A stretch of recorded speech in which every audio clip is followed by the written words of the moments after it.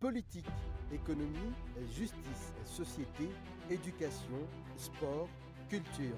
En direct de Lumbashi, vous nous regardez. Bienvenue à ce direct. Chose promise, chose faite. Mesdames et messieurs, nous avons le programme, nous avons les micros. Avec ici direct, aller au-delà de l'information avec une autre compréhension des faits. Est-ce que ces détournements ont-ils gâché l'action de Félix Tshisekedi à la tête de ce pays? C'est un opposant qui est venu au pouvoir avec beaucoup de bonne volonté. Non, au contraire, avec l'arrivée de Félix Tshisekedi, il y a ce qu'on appelle la liberté d'expression. Ici direct, c'est les débats sur tout ce qui nous entoure. Le rôle même de l'opposition dans cette affaire-là est quoi? Vous vous évaluez vous-même comment? Moi, j'ai dit d'abord, c'est la haute trahison du gouvernement en place. Hein? Oui, c'est faux. Sur le plan de droit, Matata Ponyo ne sera pas condamné. La parole est accordée aux grandes bouches de la société, la majorité, l'opposition, la société civile. Qu'est-ce qui ne marche pas? Vous savez, aujourd'hui, avec la liberté d'expression, un cadeau que l'UDPS a encore une fois octroyé à la population congolaise. Parce que c'est ça la réalité. Nous n'allons pas blanchir ce qui est mal. Ici direct, c'est le Congo dans tous ses états.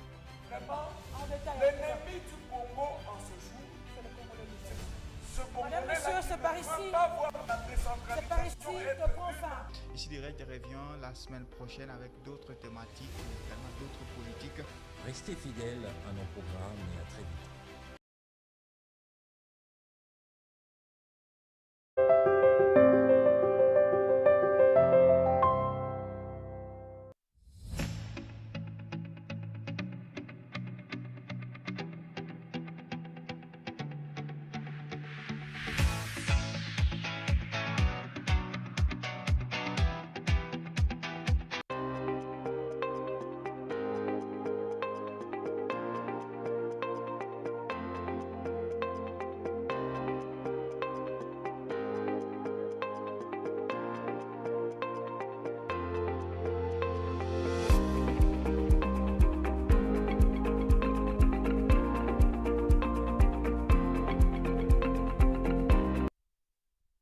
Comprenez que je souris déjà bien avant de commencer, c'est la joie, c'est de la bonne humeur, c'est que c'est votre magazine, votre tout informationnel, ici direct. Ici, je signale que c'est le tout dernier lundi d'ici direct pour 2025. Alors nous, déjà, moi, je dis bye bye à ici direct 2025. Et bien aujourd'hui, nous allons parler d'un sujet aussi important, crucial, je peux le dire, qui touche directement la vie de peuple congolais. Nous allons parler aujourd'hui de la science, quelle place elle a dans la révision constitutionnelle.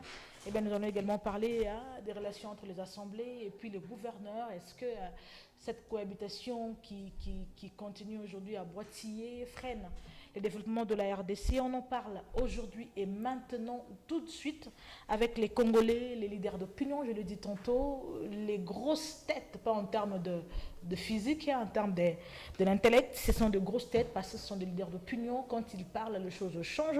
Et bien, nous recevons aujourd'hui pour vous Emani Mutombo, je crois qu'il est habitué, il n'est plus à présenter, il est de l'UDPS. Félix Antoine Atulombo au Tshisekedi. Bonsoir et bienvenue à vous, Emma. Bonsoir, merci madame. C'est un plaisir d'être encore associé à cet échange. Je profite de l'occasion pour saluer mes compatriotes avec qui nous sommes autour de ces plateaux. Un clin d'œil patriotique à ceux qui nous suivent. Bélessi, il s'est toujours dit, il faut dire qu'il reste presque seul, l'opposition a fui les plateaux. Bonsoir et bienvenue à vous. Bonsoir. Aujourd'hui, c'est mon anniversaire, madame. Oh non, mais vous n'avez pas fait Sinto, sinon on pouvait chanter pour vous. Hein. Vraiment, joyeux anniversaire à vous. Merci beaucoup. Vous allez bien? Oui, super fort. Très bien, joyeux anniversaire encore. Et puis nous avons sur ces plateaux Guy Lukula, lui il est d'Aposem, également de l'Union Sacrée. Bonsoir et bienvenue à vous. Bonsoir Madame Rega, je salue mes co-débatteurs, je salue tous à travers leurs petits écrans et je leur dis, puisque c'est le dernier lundi. Pour ici direct, je souhaite lever le meilleur. Voilà. Moula Mais joyeux anniversaire à votre petit quand même. Oui, bon, je l'ai déjà souhaité à travers le Facebook. À travers le Facebook, je l'ai déjà fait. Bon, heureux anniversaire, cher petit frère. C'est mon chef. Ah, ok. Voilà, on va commencer, on va directement toucher les sujets du jour aujourd'hui. La révision constitutionnelle, quelle place pour la science? Denis Bélessi. Est-ce que la science intervient dans cette révision?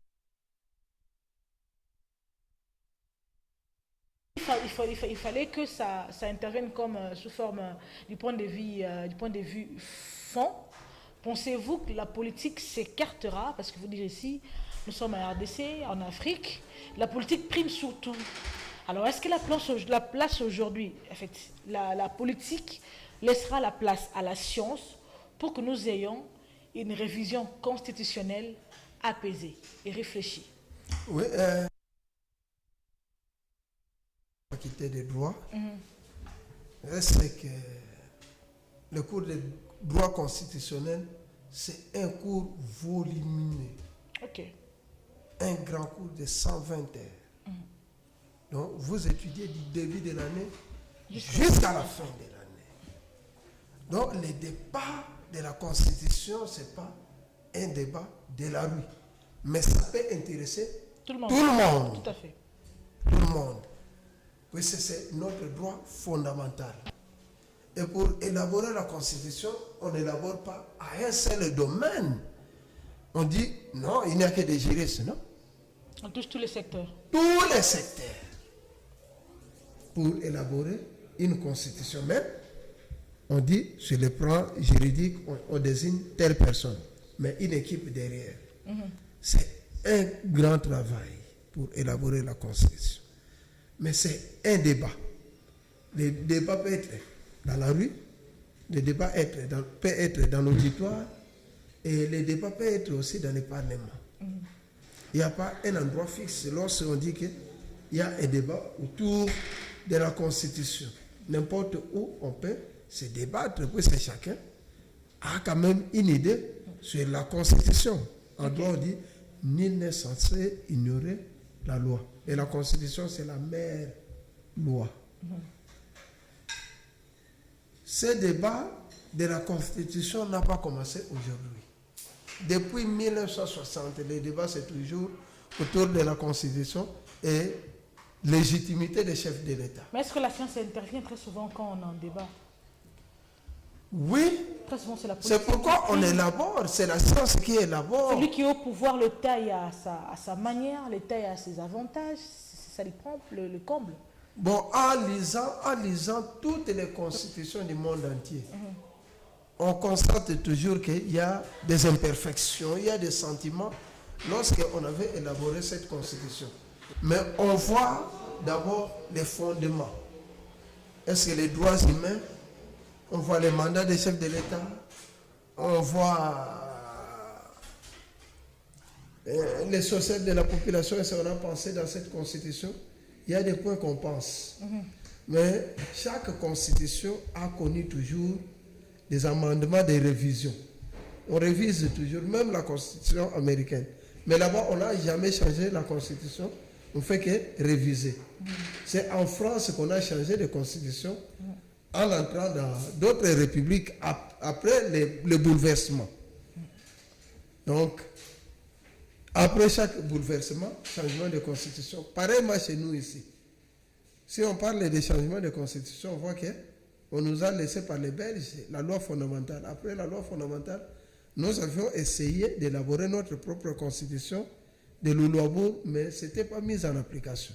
La constitution de 64, qui était sur le plan juridique, l'IAO, politique, c'était ILEO. C'était une belle constitution aussi, mais on n'avait pas utilisé ça. Mobutu est venu avec les manifestes de Lancélé, qui était aussi une constitution, mais un seul parti État. Après, Kabila Mouzé, quand il est venu, comme c'était par bouleversement, il a fait le coup d'État. Mobutu aussi a fait le coup d'État. Il a changé la constitution. Par bouleversement, Mouzé Kabila utilisait d'abord les décrets. Il utilisait les arrêtés, les décrets. Et après, Joseph, quand il est venu, après le bouleversement, on a élaboré cette constitution que nous avons aujourd'hui. Emmanuel Mutombo, c'est qu'aujourd'hui, on peut mettre de côté tous les politiques pour réviser cette constitution si seulement besoin il y a, et puis mettre en avant que le scientifique pour que cette constitution ait un fond et une forme normale, selon vous.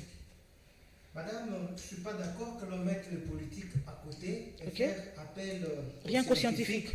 Parce que d'une part, vous avez les théoriciens et d'autre part, vous avez le praticien.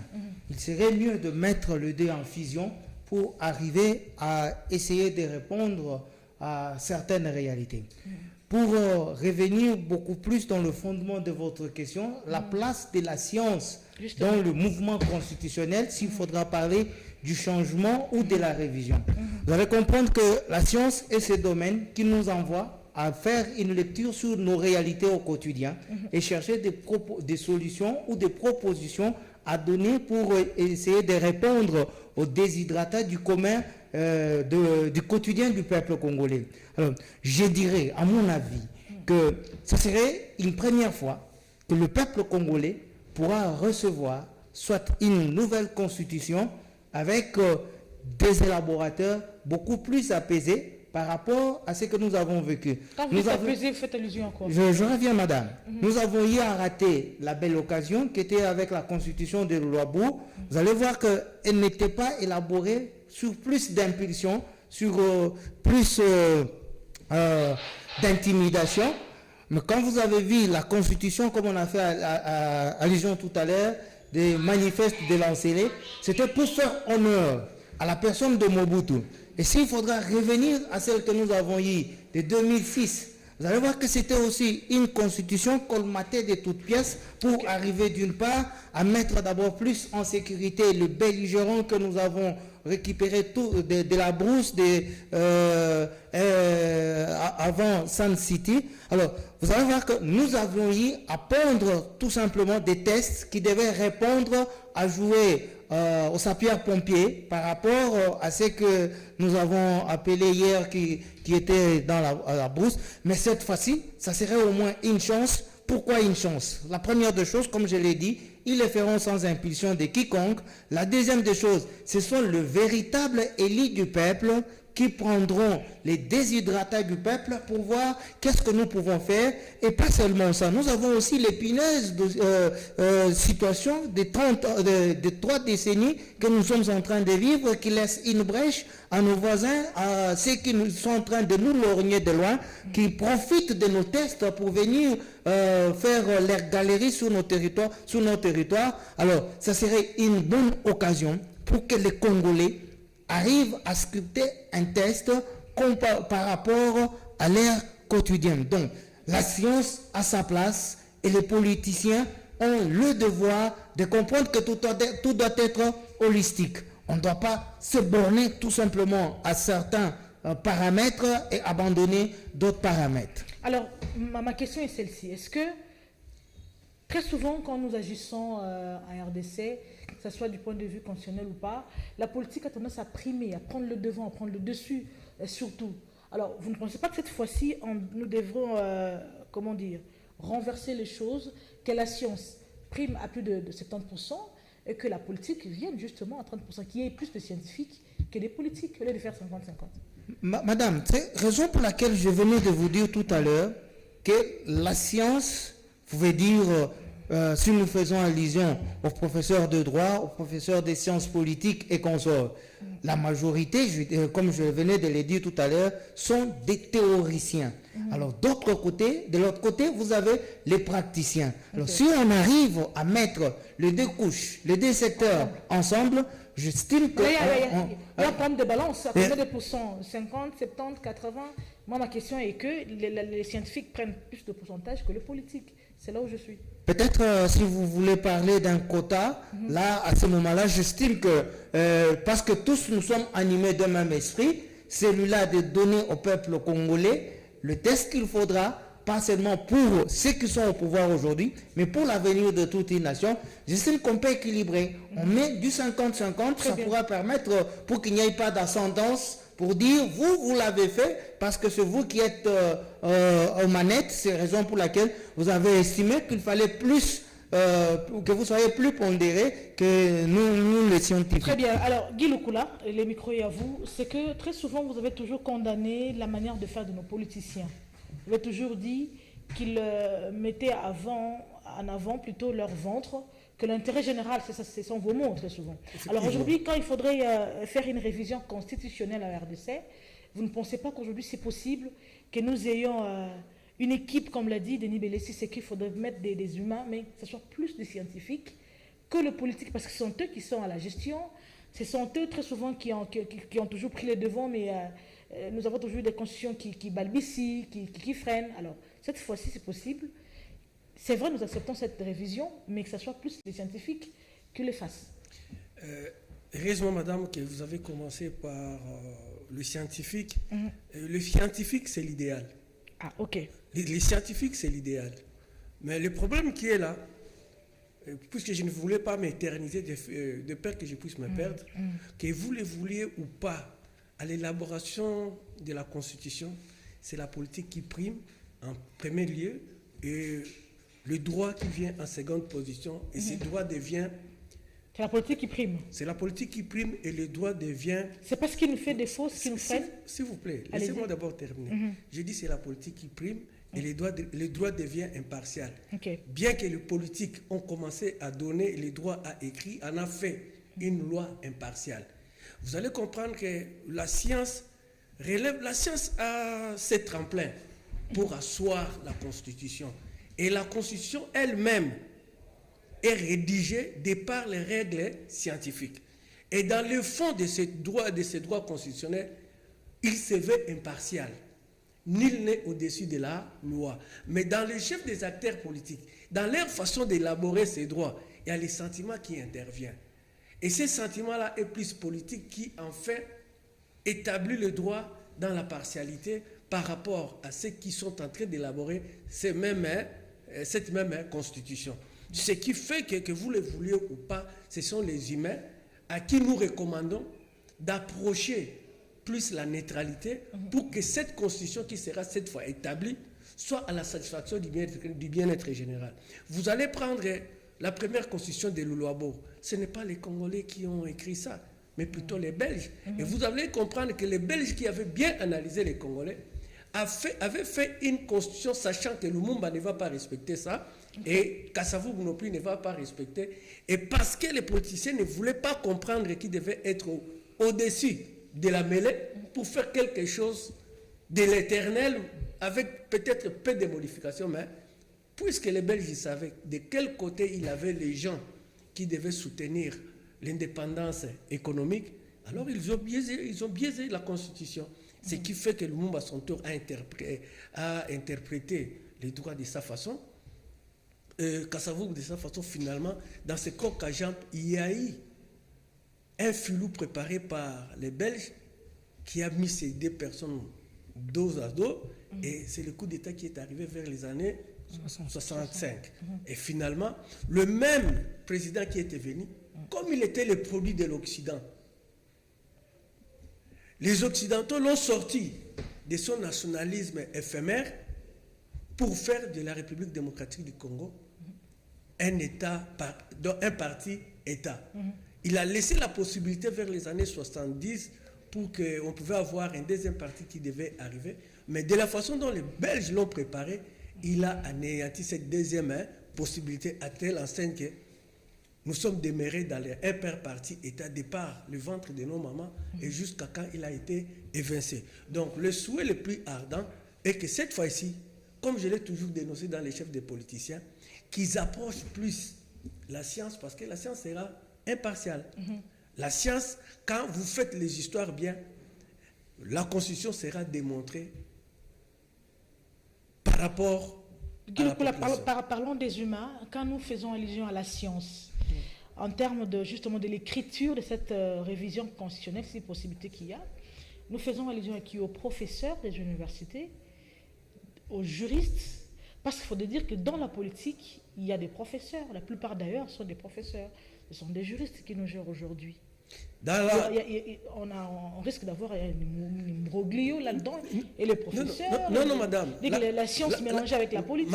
Madame, ces scientifiques-là que nous sommes en train de parler, l'élaboration de la Constitution, c'est un fourre-tout. Okay. C'est pour cela que j'ai dit que la politique a la savance. Là, vous rejoignez Emmanuel qui a dit qu'il faudrait que tout le monde soit à table. Quand j'ai dit que c'était fourre-tout, et quand il a expliqué, nous pensons aborder dans les mêmes sens. Très bien. Vous comprenez? Nous pensons aborder dans les mêmes sens que dans l'élaboration de la Constitution. Tous sont là. Toutes les sciences que la philosophie a libérées se retrouvent là-dedans. Okay. Et dans cette situation, c'est la politique qui joue. Et le droit joue le levier pour que ce qui sera décidé soit impartial. Mais vous allez constater, puisque la Constitution est toujours appelée à être révisée pour tel autre motif, et cette révision-là, c'est la politique. Très bien. Alors, Denis Bellessi, c'est qu'en ce moment-ci, nous sommes au mois de décembre, déjà le 1er décembre 2025. Vous pensez que s'il faudrait qu'il y ait cette révision constitutionnelle ici chez nous, ça doit intervenir à quel moment? Maintenant, ou que ça attende un tout petit peu? Non, pas maintenant. Pas maintenant, pourquoi? Ça doit attendre quand? Pas avant les élections. De 2028. C'est son point de vue. Hein? La possibilité qu'on peut donner à un chef de l'État dans des pays pareils, dont la loi n'est pas vraiment respectée, de réviser la Constitution au moins au premier mandat. Puis c'est le deuxième mandat, on voit directement que c'est quoi? Tu es en train de partir. Il cherche à se maintenir. Ah, ok. Il cherche à se maintenir. On doit toucher les articles qu'on ne pouvait pas. Intangibles. Au moins, cette constitution mais madame, moi, je ne partage pas son point de vue. Oui, vous allez réagir. Au moins, il y a quand même des articles qui doivent être... La Constitution doit être révisée, c'est ça? Non, vous êtes d'accord? Je vous dis que tout... Mais Kabila avait révisé, non? Il a taillé sur mesure. Du coup, vous êtes d'accord pour la révision? Au lieu de 2 tours, il a changé à 1 tour. Et lui-même avait subi des conséquences. Il a regretté, il a dit que si c'était des élections à 2 tours, on devait laisser Chadari avec une autre personne, peut-être truquer au 2e tour. Il a modifié aussi. Il y avait des modifications. Mais tu sais qu'il également peut le faire, non? À plusieurs fois. Il peut également le faire, lui. Non, mais par exemple, les mandats, la durée des mandats des chefs de l'État, on ne peut pas bouger. Mais il y a déjà des propositions là-dessus. Je crois que vous avez suivi Steve Mbikaï qui veut conquête du quinquennat en septennat. Non, mais au début, je vous dis qu'au début du mandat, madame, cette façon de parler peut au début du mandat de Félix, nous avions fait la proposition. De quoi? On a dit, le problème qui se pose au Congo, c'est la question de légitimité et la constitution de notre pays. On parle de la légitimité maintenant, là, encore? Non, ça existe. Chaque fois qu'il y a élection, il y a toujours des revendications. En 2011, il y avait les revendications d'Étienne Tshisekedi, qui ne croyait pas. Mbemba aussi n'avait pas accepté la victoire de Kabila en 2006. On dit, bon, comme il y a des revendications, qu'est-ce qu'il faut faire? IDPS était d'accord avec nous, nous sommes allés au centre Nganda. On dit, bon, on voit d'abord la question des mandats des chefs de l'État, la durée là. On dit, bon, les chefs de l'État, on a fait la proposition avec des profs, Bob Kabamba qui étaient venus, d'autres Congolais qui sont à l'étranger, étaient venus aussi pour élaborer, toucher quelques points qui font fâcher et qui dérangent le pays. On dit, bon, on va faire les mandats des chefs de l'État, que ce soit une seule fois non renouvelable, 7 ans. Okay. Les 7 ans-là, on considère la première année comme l'année de préparation, vous ne maîtrisez pas encore l'institution président, vous travaillez pendant une année, et 5 ans, c'est votre mandat. Une année encore pour la préparation des élections, et ainsi de suite, vous partez. Mais c'est aussi une bonne idée, hein? Oui, quand ils ont entendu ça, le Kabouya a été venu le premier jour, on commence, premier jour, deuxième jour, pouf, IDPS quitte la salle. C'est comme ça que nous sommes en train de subir aujourd'hui. On pouvait le faire pendant son premier mandat là. Et il devait bénéficier, si c'est lui qui devait passer, bénéficier encore ces 2 ans, Et c'est fini, il part. Vous avez refusé. Et maintenant, tout le monde attend les élections. Vous dites, on tout va... le monde qui C'est vous de l'opposition. Dans l'esprit, tout le monde, c'est dans l'esprit de la Constitution. Déjà sur ce plateau, on est d'accord. Déjà sur ce plateau, entre nous, nous ne sommes pas d'accord avec ce que il a précisé dans l'esprit de la Constitution. Les gens normaux doivent vivre dans l'esprit de la Constitution. Sur ce point-là. Oui, oui. On ne peut pas changer. Là, je vous protège, vous avez raison. Ouais, on ne change pas Madame, la Constitution. elle n'a pas raison. Si. Pour donner de gloire à une personne. Maintenant, nous sommes en train d'attendre. Même quand on dit... Qui attend les élections avec cette situation de guerre? Refuse le dialogue là. Pour moi, j'ai dit, mais pourquoi c'est tracassé pour le dialogue? Il n'y a que vous qui voyez mieux que tout le monde. Ah, pour vous, le dialogue, c'est pas important. Maintenant, là, il faut non, il est à côté, il est en train de développer le dialogue qui n'est pas correct. L'intention du dialogue, c'est par rapport à la question de l'Est. Oui. Mais... Qui vous dit que c'est seulement ce problème-là? Pour l'intégrité du territoire. Non, la question de l'Est, c'est pour l'intégrité du territoire. Et le problème aussi des mandats des chefs de l'État, c'est pour la dignité d'un peuple. Donc, les chefs, on ne peut pas changer la Constitution brusquement pour protéger une seule personne. Vous avez laissé beaucoup de minutes.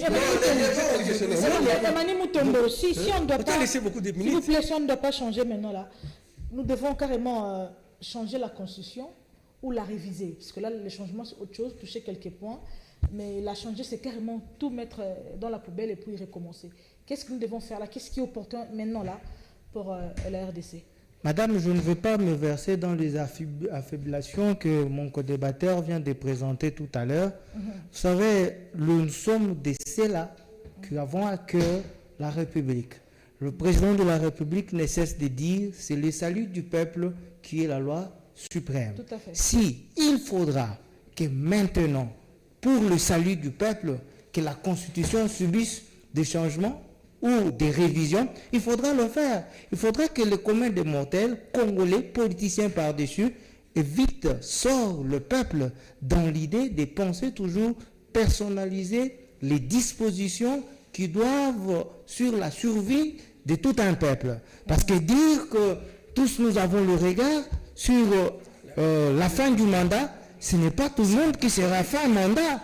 Comprenez, madame? Donc, il ne faudra pas croître toute la République dans la pensée que le mandat de Fathi est à la fin, on ne peut plus rien faire pour la République. Mais si on ne fait rien et qu'on nous prenait ces pays ici... Il n'a pas dit qu'il faudrait rien faire. Il a dit que l'on ne peut pas toucher à la Constitution maintenant parce qu'un président de la République est un fait mandat. Ce n'est que son appréciation. Mais pour moi, lorsqu'il s'agit du salut du peuple, il faudra faire ce qu'il faut pourvu que le peuple ne puisse pas couler. Ce qu'il faut donc, c'est amender la Constitution. Madame, pour nous de l'IDPS, nous savons que le président de la République avait déjà initié une démarche. Je ne peux pas me dédouaner de cette disposition-là. Nous laissons le choix au président de la République au moment opportun. Quand il aura le rapport, il dira ce qu'il faudra, si c'est la révision ou le changement de la Constitution. Donc, carrément, non, fin du mandat, on fait les élections et puis l'autre remplace.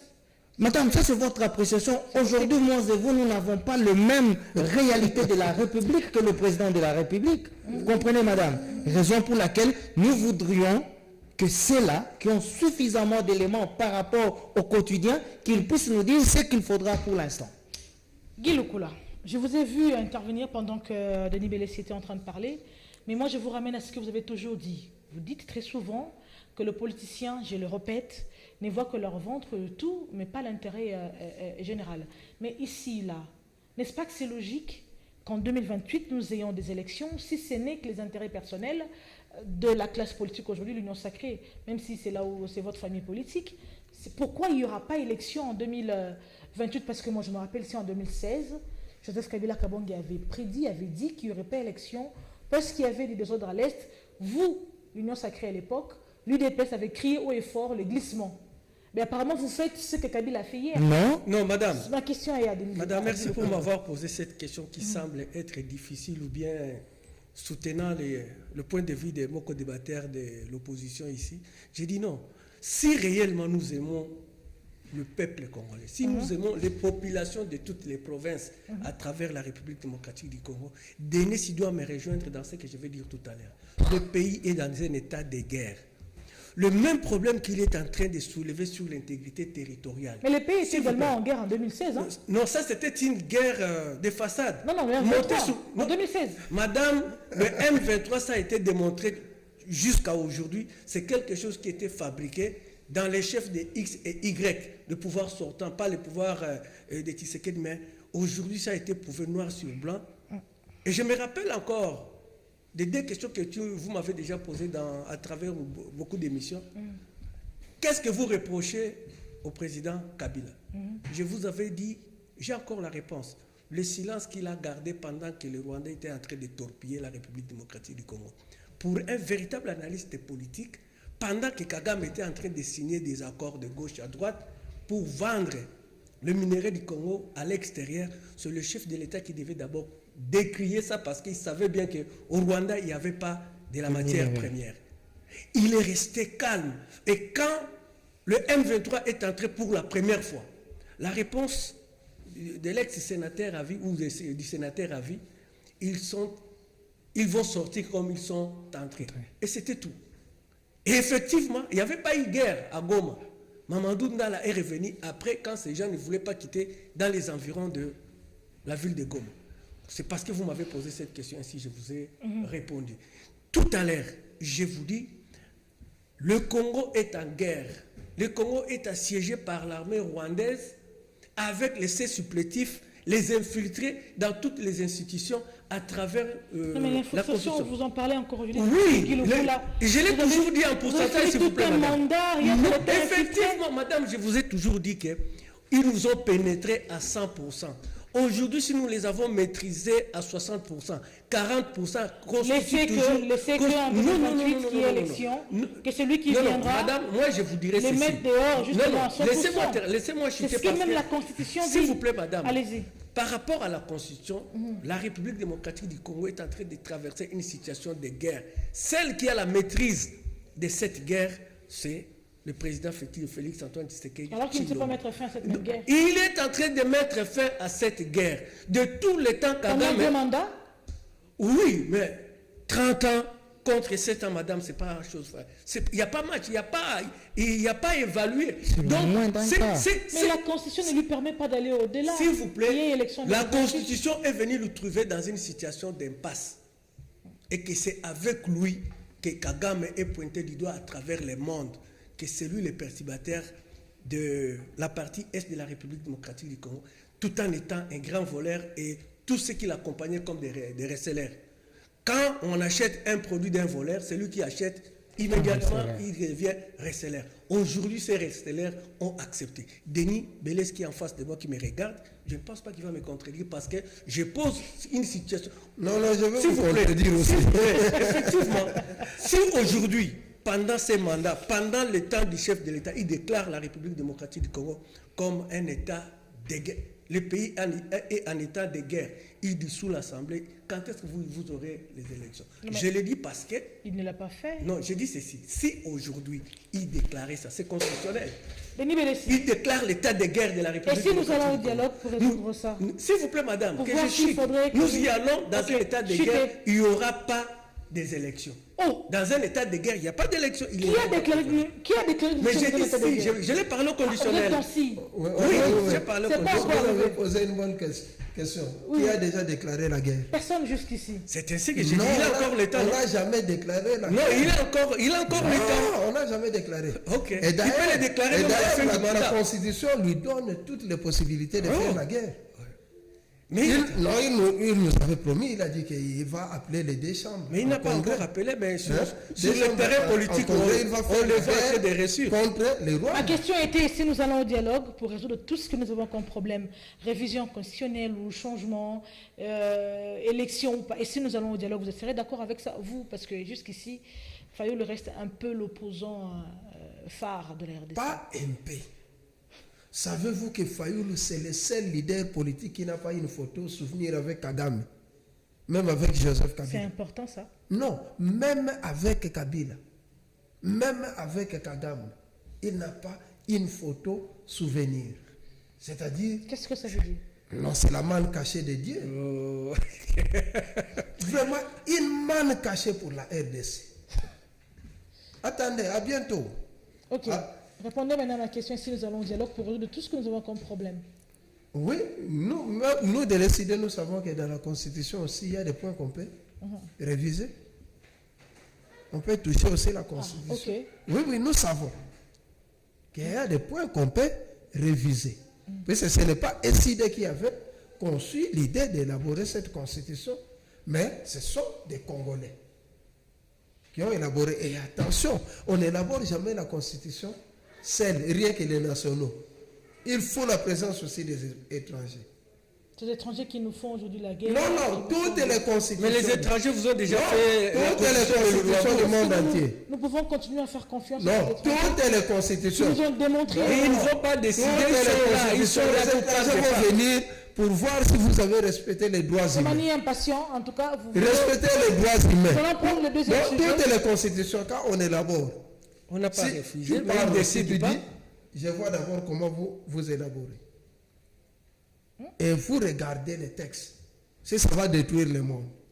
Ok. Madame, ça, ce n'est que son point de vue. Allez-y, pour respecter les droits humains, il ne suffit pas que vous soyez assisté par les étrangers pour que vous puissiez comprendre que vos propres compatriotes doivent être protégés. Qui assiste? Même dans les élections. Je vous arrache la parole. Non, on organise je vous arrache les élections saines. On arrache la parole de à Emani Mutombo.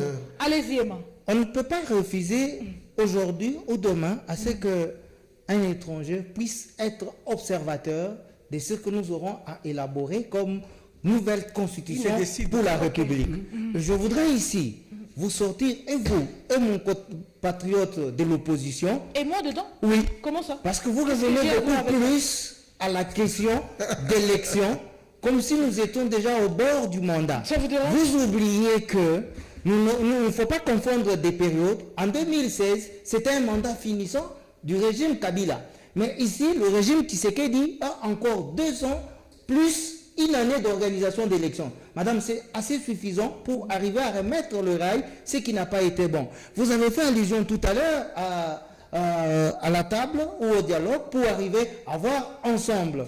Qu'est-ce qui ne va pas pour que nous puissions avoir la meilleure république que nous voulons pour les RD congolais. Madame, ce n'est pas interdit. Je voudrais seulement vous rappeler que le président de la République a dit s'il faudra aller au dialogue, on ira avec ces Congolais-là qui n'ont pas bradé la nation. Vous l'avez vu aujourd'hui, comme Moukouba en face venait de le dire, on est en train de mettre à nu tous les comploteurs de la République. Avec la sortie de Kagame la semaine passée, personne ne peut encore remettre en cause le propos du président de la République. Ni mon ami de l'ECD qui est à côté, ni les autres compatriotes qui ne font pas la politique, ils sont aujourd'hui convaincus que la République a été trahie. Il est temps que nous puissions récupérer la nation.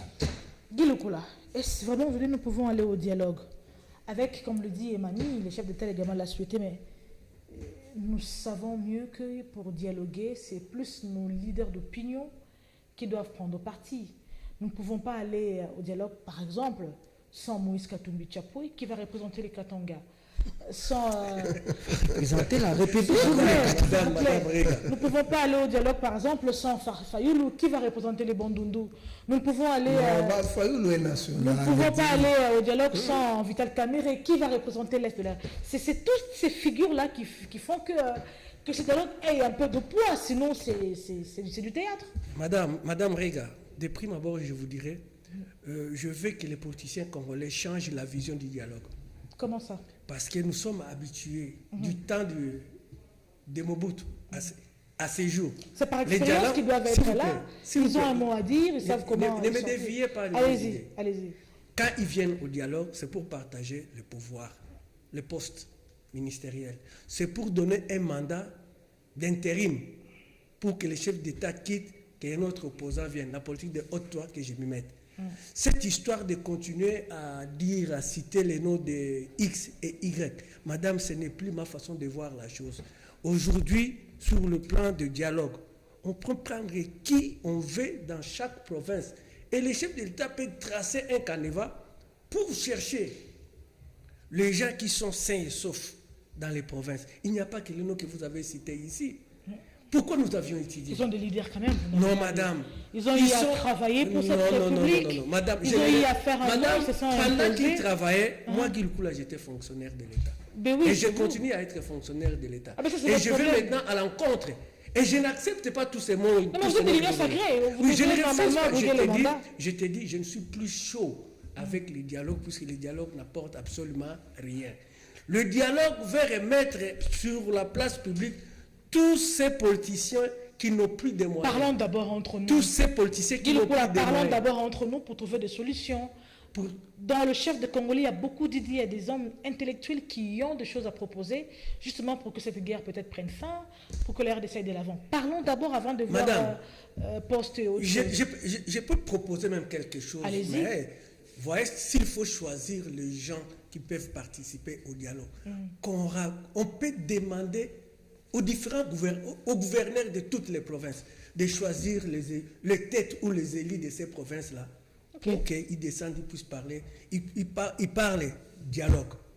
Et non plus ces gens qui sont habitués à nous utiliser comme leur marche-pied. Madame, je vous le dis, ça me fait... Non, attention, quand je dis qu'on laisse la latitude aux gouverneurs des villes pour choisir... Puisque vous parlez du gouverneur, je vous arrache la parole, puisque vous parlez du gouverneur de Nibelessi, c'est vous qui commencez. On va finir, le deuxième sujet ne va vraiment pas prendre assez de temps. C'est qu'aujourd'hui, dans les assemblées et les gouverneurs, il y a une sorte tous ces vieux nous sont déjà fatigués. De guerre froide qui sévit, qui, à mon avis, freine un peu la bonne marche d'abord des provinces, parce que déjà, si les provinces ne sont pas évoluées, du coup, c'est la République qui est freinée. Qu'est-ce qu'il faut faire? Il faut encore un dialogue pour que les assemblées et les gouverneurs puissent cohabiter, se mettre ensemble sur n'importe quel sujet. Non, on ne peut pas dire qu'on connaît les mêmes problèmes dans toutes les provinces. Chaque province a ses problèmes. Et chaque province aussi a ses qualités humaines. Tout à fait. À mon avis, tous ces problèmes, c'est autour des partis alimentaires. Avant les élections, nos présidents débloquent beaucoup d'argent pour créer des petites histoires là, des associations, des partis politiques, et ça devient nombreux. C'est ça qui était à la base même de Mobutu. Même si la conférence nationale souveraine avait échoué, parce qu'il y avait beaucoup de partis alimentaires. On a dit réduisons le nombre de partis. Ils ont refusé. Ils continuaient à créer. Nous sommes arrivés à plus de 400. Et si Mobutu avait résolu les problèmes quand il était entré au pouvoir, pourquoi? Il avait suspendu tous les partis. On avait plus de 400 partis politiques. On rejette tous les partis. Nous sommes restés avec un seul parti État. Et pendant ce temps-là, c'était normal aussi. Puisqu'il y a les États qui vivaient comme ça, un seul parti. Même aujourd'hui, du côté Chine, Japon, tout ça, Corée, un seul drapeau. Et aujourd'hui, il y a des drapeaux des partis politiques partout. Partout où vous passez, il n'y a que des drapeaux de partis politiques. Ce sont ces partis politiques-là. Les partis-là revendiquent, cherchent à se retrouver, veulent avoir l'argent, cherchent à avoir des postes. C'est ça que nous dénonçons. Non, SID, c'est un grand parti. Un parti qui se raconte seulement. Mais les plus grands partis politiques au Congo en termes de réputation et de valeur, aujourd'hui au Congo, c'est vous n'êtes pas sérieux. Non, puis c'est à SID, on ne trouve pas quelqu'un qui a fait la rébellion. Même pas quelqu'un qui a déjà détourné l'argent du trésor public. Nous sommes, oui, mais vous êtes dans l'opposition, vous êtes pas nous sommes bien réputés. Mais non, quand on regarde d'autres partis d'opposition, on voit toujours les démolisseurs des finances publiques. Les alliés, tous les alliés de Félix Tshisekedi sont des mal réputés.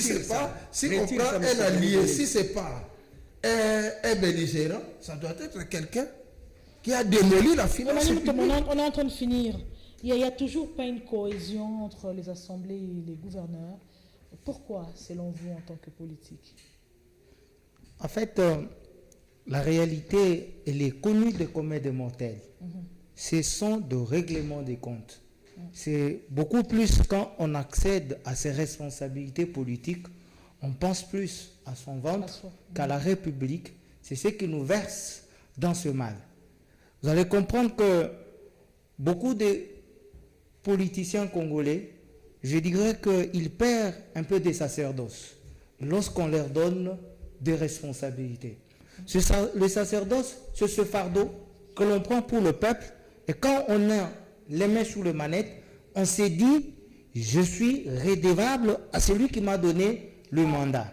Et quand on a ça à l'esprit, on fera un effort, pas pour s'autosatisfaire, mais beaucoup plus pour envoyer un sentiment de plaisir à ceux qui vous ont confié ce mandat-là. Vous allez voir que dès lors que ces personnes arrivent, la majorité d'entre eux sont remerciés, pas seulement parce qu'il y avait mésentente, mais tout simplement parce qu'on a compris qu'il est beaucoup plus dans l'égoïsme. Il mange seul, il ne donne pas à ses confrères. Et pas seulement ça, et même quand il mange avec ce frère, il oublie le peuple qui leur a donné mandat. C'est à ce moment-là que la situation stagne. Nous avons raté une première occasion. C'est après avoir échoué d'organiser les élections législatives et sénatoriales en 2011. On a pu rompre avec certaines provinces pour voir comment appliquer la subdivision de provinces. Ça pouvait être une leçon pour montrer aux autres que est-ce qu'on ne peut pas faire mieux. Mais voilà que pour nombreux, ils étaient dans la continuance et comme résultat, il y a ce piètre figure que nous avons sur le terrain. Si le politicien congolais est beaucoup plus au niveau des provinces, prenez conscience, je crois que nous donnerons une autre face de la République. Très bien, on est en train de finir. Guy Lokula, les relations ne sont vraiment pas bon fixes entre le gouverneur et les assemblées. C'est encore une fois des intérêts égoïstes, c'est carrément des intérêts généraux. Voilà. Oui, effectivement, mon jeune frère de l'IDPS vient de le dire, je l'ai toujours dit, mais il fallait me poser la question. Vous allez continuer toujours à soutenir ce que mon co-débatteur venait de dire tout à l'heure. Effectivement, ce qu'il a dit, je soutiens, mais il y a aussi ces problèmes-là. Les politiciens congolais n'ont pas d'idéologie. Ils n'ont pas d'idéologie. Quand ils viennent, ils ne savent même pas quels sont ses devoirs vis-à-vis du peuple congolais. Quels sont ses devoirs vis-à-vis à la population de sa juridiction. Donc ils sont là, ils arrivent. La première des choses, mais il a bien dit, mais moi j'irai encore, c'est la notion du tribalisme, c'est le régionalisme qui rentre encore. Et qui sont ces politiciens-là? Ils viennent comment?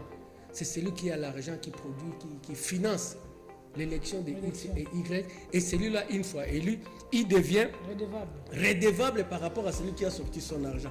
Qu'est-ce que la population peut attendre? Et quand vous ne le faites pas sur les règlements de compte. Oh oui, effectivement, c'est dans ce sens-là. Au final, c'est la République qui en pâtit. Au finish, c'est à la population de se rebeller dans les chefs des gens qu'ils ont élus. Oui, je vous l'ai dit, puisque jusque-là, la misère n'a pas encore atteint le dernier citoyen congolais. Vous comprenez? Il ne sent pas, il se débrouille encore. Viendra un moment où nous dirions non par rapport à ces gens qui nous utilisent comme marche-pied. Très bien, très bien. En tout cas, merci à vous. On a bien terminé. Merci à vous, très chers téléspectateurs. Merci surtout à mes invités. Je vous appelle les invités des luxe. Vous avez toujours répondu une année durant aux invitations, aux appels d'ici direct. Sincèrement, je vous dis merci.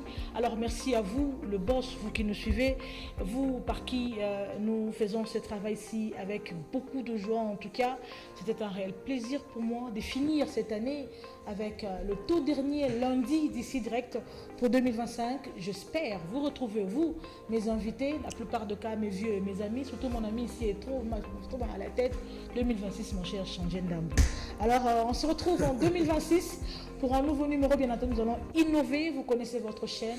Nous sommes là, une équipe de jeunes aussi bombés, pétris de talent. Nous allons chercher, voir comment faire pour apporter un plus à ces cette belle émission, j'allais dire, pour vous faire plaisir. Alors, portez-vous bien, surtout, joyeux Noël et bonne année à vous tous. Ciao, ciao. Merci. Joyeux anniversaire.